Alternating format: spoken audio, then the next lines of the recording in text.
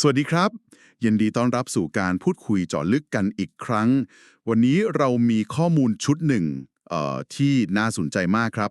เป็นเรื่องเกี่ยวกับปัจจัยที่อาจจะทำให้บางจังหวัดในไทยเราเนี่ยอาจจะไม่ใช่ตัวเลือกที่ดีที่สุดนักสำหรับชีวิตหลังเกษียณนะครับเป้าหมายเราวันนี้ก็คือจะมาลองกลั่นมาลองสกัดประเด็นสำคัญข้อควรคิดข้อควรพิจารณาที่อยู่ในข้อมูลชุดนี้ดูเพื่อให้เป็นประโยชน์กับคนที่กำลังมองหาหรือกำลังวางแผนเรื่องสถานที่ที่จะใช้ชีวิตยาวๆช่วงเกษียณกันนะครับข้อมูลที่เราจะคุยกันวันนี้ก็มีหลายมุมเหมือนกันครับตั้งแต่เรื่องใกล้ตัวอย่างค่าครองชีพไปจนถึงเรื่องโครงสร้างพื้นฐานการเข้าถึงบริการสำคัญค่ะ พวกโรงพยาบาลอะไรแบบนี้ใช่ไหมคะ ใช่ครับแล้วก็ยังมีเรื่องโอกาสในการทำงานหรือกิจกรรมหลังเกษียณหรือแม้แต่เรื่องความเสี่ยงทางกายภาพอย่างพวกภัยธรรมชาติที่ข้อมูลชุดนี้เขารวบรวมเอาไว้เอาละครับลองมาเริ่มแกะประเด็นแรกกันเลยที่ข้อมูลนี้เขาให้ความสำคัญมากจริงๆเรื่องค่าครองชีพครับดูเหมือนจะเป็นด่านแรกเลยที่หลายคนนึกถึงใช่เลยค่ะ เรื่องค่าครองชีพนี่เป็นปัจจัยพื้นฐานมากๆ กระทบทุกคนจริงๆนะคะ โดยเฉพาะสำหรับผู้ที่อาจจะพึ่งพารายได้จากเงินบำนาญหรือว่าเงินออมเป็นหลัก ซึ่งข้อมูลที่เรากำลังดูกันอยู่นี้นะคะ เขาก็ชี้เป้าไปเลยค่ะว่ามีบางพื้นที่ที่ค่าใช้จ่ายโดยรวมมันค่อนข้างสูง อย่างตัวอย่างที่ชัดๆที่ข้อมูลยกมาเลยก็คือกรุงเทพ ครับกรุงเทพนี่แน่นอนอยู่แล้วใช่ค่ะ แล้วก็รวมถึงจังหวัดปริมณฑลหรือเมืองท่องเที่ยวเมืองอุตสาหกรรมใหญ่ๆ อย่างชลบุรีหรือสมุทรปราการอะไรแบบนี้ด้วยค่ะอืม คือสิ่งที่ข้อมูลนี้เขาเน้นไม่ใช่แค่ว่ามันแพงนะคะ แต่เป็นผลกระทบต่อสิ่งที่เรียกว่ากำลังซื้อของผู้เกษียณออกกำลังซื้อค่ะ คือค่าใช้จ่ายจำเป็นต่างๆในชีวิตประจำวัน ทั้งค่าที่พัก ค่ากิน ค่าเดินทางในพื้นที่แบบเนี้ยมันอาจจะสูงกว่างบประมาณที่ผู้เกษียณส่วนใหญ่ตั้งเอาไว้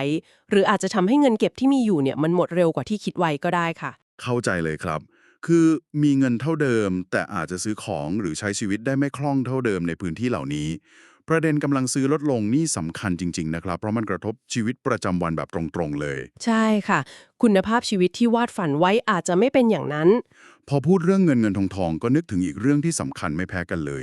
ที่ข้อมูลก็ชี้ให้เห็นเหมือนกัน คือเรื่องเวลาเราต้องการใช้บริการต่างๆ โดยเฉพาะเรื่องสุขภาพ อันนี้เรื่องใหญ่เลยสำหรับผู้สูงวัยถูกต้องเลยค่ะ เรื่องนี้มันเชื่อมกันอยู่แล้ว ข้อมูลนี้เขาก็ตั้งข้อสังเกตไว้นะคะ เกี่ยวกับความท้าทายในการเข้าถึงสิ่งอำนวยความสะดวก โดยเฉพาะบริการสาธารณสุข ในบางจังหวัดที่อาจจะมีลักษณะทางภูมิศาสตร์หรือประชากรที่ต่างออกไปหน่อย เช่นยังไงครับเช่นจังหวัดที่อาจจะมีประชากรไม่หนาแน่นมากนัก หรืออาจจะอยู่ห่างไกลจากศูนย์กลางความเจริญหน่อยอะไรแบบนี้นะคะแหล่งข้อมูลนี้เขายกตัวอย่างจังหวัดอย่างเช่นแม่ฮ่องสอนหรือระนองขึ้นมา คือไม่ได้หมายความว่าไม่มีบริการสุขภาพเลยนะคะ อันนี้ต้องย้ครับไม่ใช่ว่าไม่มีเลยำค่ะ แต่เขาชี้ให้เห็นว่าการจะเข้าถึงโรงพยาบาลขนาดใหญ่จริงๆที่มีเครื่องมือครบๆหรือมีหมอเฉพาะทางหลากหลายสาขาเนี่ยอาจจะไม่ได้สะดวกสบายเท่ากับในจังหวัดใหญ่ๆหรือในกรุงเทพ คือถ้าสมมติว่ามีภาวะเจ็บป่วยที่มันซับซ้อนหรือต้องการการรักษาต่อเนื่องแบบเฉพาะทางมากๆเนี่ยอาจจะต้องใช้เวลาเดินทางนานขึ้นหรือมีข้อจำกัดในการเข้าถึงมากกว่าเมื่อเทียบกับเมืองใหญ่ๆนะคะโหนี่เป็นประเด็นที่น่าคิดตามเลยนะครับ เพราะสุขภาพนี่มันคาดเดาไม่ได้จริงๆ ยิ่งอายุมากขึ้น โอกาสที่เราต้องพึ่งบริการพวกนี้ก็สูงขึ้นด้วย การเข้าถึงที่ไม่สะดวกนี้อาจจะกลายเป็นความกังวลหลักๆได้เลย แล้วข้อมูลเขาได้ให้เหตุผลเพิ่มเติมไหมครับว่าทำไมจังหวัดลักษณะนี้ถึงอาจจะมีข้อจำกัดด้านนี้ นอกเหนือจากเรื่องความหนาแน่นประชากรน้อยข้อมูลไม่ได้ลงรายละเอียดเชิงลึกถึงสาเหตุโครงสร้างเป๊ะๆหรอกค่ะแต่ถ้าดูจากนัยยะแล้วเนี่ยมันก็พอจะเชื่อมโยงได้กับเรื่องการลงทุนในโครงสร้างพื้นฐานขนาดใหญ่ อ๋อครับซึ่งมันก็มักจะไปกระจุกตัวอยู่ในพื้นที่ที่มีคนอยู่เยอะๆหรือเป็นศูนย์กลางเศรษฐกิจมากกว่าเป็นธรรมดาใช่ไหมคะจังหวัดที่คนอาจจะน้อยกว่าหรืออยู่ห่างไกลออกไปก็อาจจะได้รับการจัดสรรทรัพยากรด้านนี้น้อยกว่าโดยเปรียบเทียบมันก็เลยส่งผลให้ความพร้อมของบริการสุขภาพขั้นสูงอาจจะมีจำกัดตามไปด้วยอันนี้ก็เป็นภาพสะท้อนจากข้อมูลที่เรามีอยู่ค่ะ เข้าใจภาพรวมแล้วครับ เป็นเรื่องทรัพยากรและการกระจายตัวจริงๆ ทีนี้ข้อมูลยังมีอีกมุมหนึ่งที่น่าสนใจเหมือนกัน คือเรื่องโอกาสในการทำงาน ค่ะสำหรับคนที่เกษียณแล้วแต่ยังไม่อยากอยู่เฉยๆไงครับ อาจจะอยากมีรายได้เพิ่มนิดหน่อย หรือแค่อยากหากิจกรรมทำมีสังคม ใช่ค่ะประเด็นนี้น่าสนใจตรงที่ว่าข้อมูลที่เราดูอยู่เนี่ยเขาไม่ได้มองแค่ว่ามีงานให้ทำเฉยๆหรือเปล่านะคะแต่มันเชื่อมโยงไปถึงโครงสร้างประชากรแล้วก็เศรษฐกิจของจังหวัดนั้นๆด้วยคือข้อมูลเขาสังเกตว่ามันมีบางจังหวัดที่ถึงแม้ค่าครองชีพอาจจะไม่สูงลิ่วซึ่งฟังดูผันเผินก็น่าจะดีกับคนเกษียณใช่ไหมคะครับดูดีเลยแต่ในขณะเดียวกันจังหวัดเหล่านั้นเองอาจจะมีสัดส่วนของประชากรในวัยทำงานจริงๆเนี่ยค่อนข้างน้อยหรือภาพรวมเศรษฐกิจอาจจะไม่ได้คึกคักมากนัก อ๋อ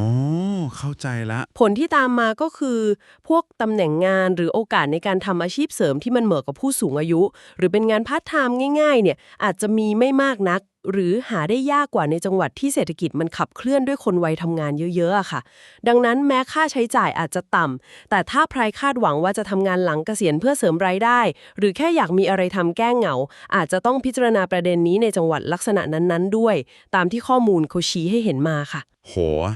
นี่เป็นมุมที่ซับซ้อนขึ้นไปอีกนะครับคือไม่ใช่แค่ดูว่าค่าครองชีพถูกอย่างเดียวจบแต่ต้องดูด้วยว่าโครงสร้างเศรษฐกิจตลาดแรงงานในพื้นที่นั้นๆเนี่ยมันเอื้อให้ผู้สูงวัยเข้าไปมีส่วนร่วมทางเศรษฐกิจต่อได้ไหมถ้าเขายังอยากทำอยู่ใช่ค่ะมันเป็นการมองที่เชื่อมโยงกันมากขึ้นไม่ใช่ปัจจัยเดียวๆเลย ครับผมและสุดท้ายเลยข้อมูลชุดนี้ยังไปแตะถึงปัจจัยที่อาจจะควบคุมได้ยากที่สุดเลยก็ได้ นั่นคือความเสี่ยงจากภัยธรรมชาติครับประเด็นนี้ก็สำคัญไม่แพ้กันเลยค่ะ โดยเฉพาะเมื่อเรามองในระยะยาวของการอยู่อาศัยจริงๆนะคะ ข้อมูลเขาก็หยิบยกตัวอย่างความเสี่ยงที่ค่อนข้างชัดเจน อย่างเช่นปัญหาน้ำท่วม ครับอันนี้เห็นภาพชัดซึ่งเขาระบุถึงพื้นที่อย่างกรุงเทพแล้วก็สมุทรสาครที่เราก็คงจะคุ้นเคยกับข่าวกันดีอยู่แล้ว นอกจากเรื่องน้ำท่วมแล้วเนี่ยข้อมูลยังพูดกว้างๆถึงความเสี่ยงจากภัยธรรมชาติประเภทอื่นๆในจังหวัดอื่นๆด้วยนะคะแต่ว่าเขาไม่ได้ลงรายละเอียดว่าเป็นภัยแบบไหนหรือจังหวัดอะไรบ้าง อืมแต่เหตุผลที่ข้อมูลมองว่าเรื่องนี้เป็นข้อควรพิจารณาที่สำคัญสำหรับผู้เกษียณก็เพราะว่าภัยธรรมชาติเนี่ยมันส่งผลกระทบได้โดยตรงแล้วก็รุนแรงด้วย ทั้งต่อความปลอดภัยในชีวิตแล้วก็ทรัพย์สินที่เราสะสมกันมาทั้งชีวิตใช่ไหมคะ การที่เราต้องมาเจอความเสี่ยงแบบนี้บ่อยๆ หรือแค่มีความกังวลว่าจะเกิดเหตุการณ์แบบนี้ขึ้นเนี่ยมันก็บั่นทอนคุณภาพชีวิตแล้วก็ความรู้สึกมั่นคงปลอดภัยในระยะยาวได้เหมือนกันค่ะฟังดูแล้วแต่ละปัจจัยก็มีน้ำหนักมีความสำคัญในตัวเองแตกต่างกันไปจริงๆนะครับแล้วทีนี้พอเราเอาข้อมูลทั้งหมดนี้มาวางรวมกันทั้งเรื่องค่าครองชีพการเข้าถึงบริการโอกาสทางเศรษฐกิจแล้วก็ความเสี่ยงทางกายภาพต่างๆเนี่ยมันกำลังบอกอะไรเราเกี่ยวกับการเลือกบ้านหลังสุดท้ายในวัยเกษียณครับภาพรวมที่ได้จากข้อมูลชุดนี้มันคืออะไรกันแน่ค่ะถ้าเราลองถอยออกมามองภาพใหญ่ขึ้นนะคะข้อมูลชุดนี้เนี่ยกำลังสะท้อนให้เห็นว่าการเลือกสถานที่ที่จะใช้ชีวิตหลังเกษียณมันเป็นเรื่องที่ซับซ้อนแล้วก็มีหลายมิติมากๆเลยค่ะมันไม่ใช่แค่การเลือกทำเลที่เราชอบบรรยากาศดีหรือว่าอยู่ใกล้ลูกใกล้หลานเท่านั้นนะคะถึงแม้ว่าปัจจัยพวกนั้นมันจะสำคัญมากๆก็ตาม ครับอันนั้นก็เรื่องหนึ่งใช่ค่ะ แต่มันยังเกี่ยวพันกับความท้าทายในชีวิตจริงที่เราอาจจะต้องเจอด้วย ไม่ว่าจะเป็นเรื่องความมั่นคงทางการเงิน ว่าเงินที่เรามีเนี่ยมันจะพอใช้จ่ายในพื้นที่นั้นๆได้อย่างสบายใจจริงๆหรือเปล่า อันนี้ก็คือเรื่องค่าครองชีพ ครับผม แล้วก็เรื่องความสะดวกสบาย ความมั่นใจในการเข้าถึงบริการที่จำเป็น โดยเฉพาะเวลาเจ็บไข้ได้ป่วย ครับหรือแม้แต่โอกาสในการที่เราจะยังคงมีบทบาททางสังคม หรือทางเศรษฐกิจถ้าเรายังอยากจะมีอยู่ อันนี้ก็คือเรื่องโอกาสทำงาน ใช่ และสุดท้ายก็คือความปลอดภัยพื้นฐานจากสภาพแวดล้อมทางธรรมชาติ หรือความเสี่ยงภัยต่างๆ นั่นเองค่ะ จุดสำคัญที่ต้องขีดเส้นใต้ไว้เลยนะคะ ก็คือข้อมูลชุดนี้เนี่ยเขาไม่ได้มีเจตนาจะไปตีตราว่าจังหวัดที่ถูกพูดถึงเหล่านี้ เป็นจังหวัดที่ไม่ดีหรือไม่น่าอยู่โดยสิ้นเชิงนะคะไม่ได้บอกว่าห้ามไปอยู่ใช่ไหมครับไม่ใช่เลยค่ะ แต่มันทำหน้าที่เหมือนเป็นไฟเตือน หรือเป็นข้อควรตระหนักมากกว่า คือให้ข้อมูลอีกด้านหนึ่งที่เราอาจจะมองข้ามไป เพื่อให้คนที่กำลังวางแผนเนี่ยสามารถนำไปชั่งน้ำหนัก ไปประกอบการตัดสินใจได้อย่างรอบคอบมากขึ้น โดยพิจารณาจากสถานการณ์ส่วนตัวจริงๆลำดับความสำคัญ แล้วก็ความต้องการที่แท้จริงของตัวเองเป็นหลักเลยค่ะชัดเจนเลยครับเป็นการให้ข้อมูลเพื่อช่วยให้ตัดสินใจได้รอบด้านมากขึ้นจริงๆไม่ได้มองแค่ด้านใดด้านหนึ่งสรุปแล้วจากที่เราคุยกันมาวันนี้ข้อมูลชุดนี้ก็ได้ฉายภาพให้เห็นถึงปัจจัยที่เหมือนข้อควรพิจารณาหรืออาจจะเรียกว่าเป็นความท้าทายก็ได้ในการเลือกจังหวัดสำหรับวัยเกษียณซึ่งก็ได้แก่1คือ แรงกดดันจากค่าครองชีพที่สูงในบางพื้นที่ โดยเฉพาะเมืองใหญ่ ปริมณฑลหรือเมืองท่องเที่ยวสำคัญสองก็คือการเข้าถึงสิ่งอำนวยความสะดวก โดยเฉพาะบริการสุขภาพขั้นสูงที่อาจจะมีจำกัดในจังหวัดที่ประชากรไม่หนาแน่น หรืออยู่ห่างไกล ค่ะ 3. คือโอกาสในการทำงานหรือประกอบอาชีพเสริมหลังเกษียณที่อาจจะมีน้อยลงในจังหวัดที่โครงสร้างเศรษฐกิจอาจจะไม่ได้คึกคักมากนัก หรือมีคนวัยทำงานน้อย และ 4. ก็คือความเสี่ยงจากภัยธรรมชาติ เช่น น้ำท่วมหรือภัยอื่นๆ ที่อาจจะกระทบต่อความปลอดภัยและทรัพย์สินในระยะยาวได้ ใช่ค่ะ ครบถ้วนเลย และต้องย้ำอีกครั้งจริงๆนะคะว่านี่เป็นมุมมองที่สะท้อนมาจากข้อมูลที่เราได้รับมาเท่านั้น ไม่ได้หมายความว่านี่คือคำตอบสุดท้าย หรือเป็นสูตรสำเร็จสำหรับทุกคน ครับ แล้วแต่คนเลย ใช่ค่ะ เพราะการตัดสินใจเรื่องนี้มันเป็นเรื่องส่วนบุคคลมากๆ แต่ละคนก็ให้ค่าน้ำหนักแต่ละปัจจัยไม่เท่ากันอยู่แล้ว บางคนอาจจะยอมรับค่าครองชีพที่สูงขึ้นได้ เพื่อแลกกับการได้อยู่ใกล้ชิดครอบครัว จริงครับ หรือบางคนอาจจะมีเครือข่ายส่วนตัว มีเพื่อนฝูง มีปัจจัยสนับสนุนอื่นๆ ที่ทำให้ข้อจำกัดที่ข้อมูลพูดถึงมาเนี่ย มันไม่ได้เป็นปัญหาใหญ่สำหรับพวกเขาเลยก็ได้ค่ะ ซึ่งทั้งหมดนี้มันก็ชวนให้เกิดคำถามที่น่าสนใจต่อไปเหมือนกันนะคะว่า ในเมื่อเราได้พิจารณาถึงปัจจัยที่เป็นความท้าทายหรือข้อควรระวังจากข้อมูลชุดนี้กันไปแล้วเนี่ย แล้วอะไรล่ะคือปัจจัยในเชิงบวกหรือเป็นโอกาส อื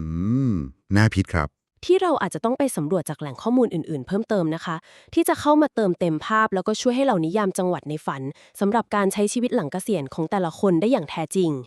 นี่อาจจะเป็นคำถามสำคัญที่เราต้องนำกลับไปคบคิดกันต่อ เพื่อสร้างภาพที่สมบูรณ์ที่สุดสำหรับการวางแผนในอนาคตของเราเองค่ะ